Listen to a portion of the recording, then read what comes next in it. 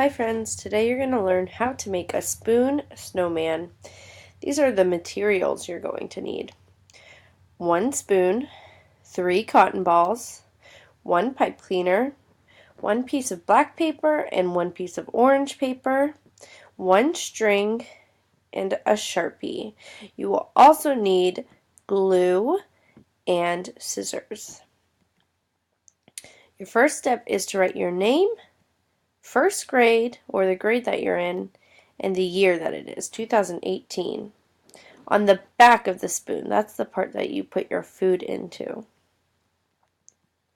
Next step, you're going to wrap the pipe cleaner around your spoon, and also on the back of the spoon, you're going to glue your string.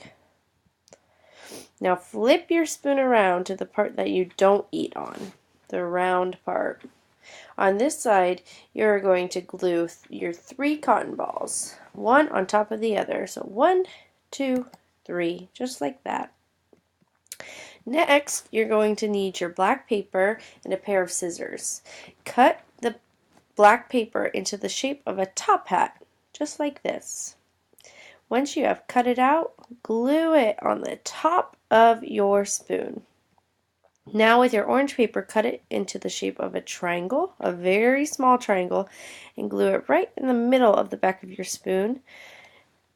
It's going to be your snowman's carrot nose. Now you need your Sharpie again. You are going to draw 2 dots for the eyes of the snowman, a few dots into the smile of the snowman, and 3 dots, one on each cotton ball as the buttons of the snowman. Now you're finished with your snowman. Go set it on the counter to dry.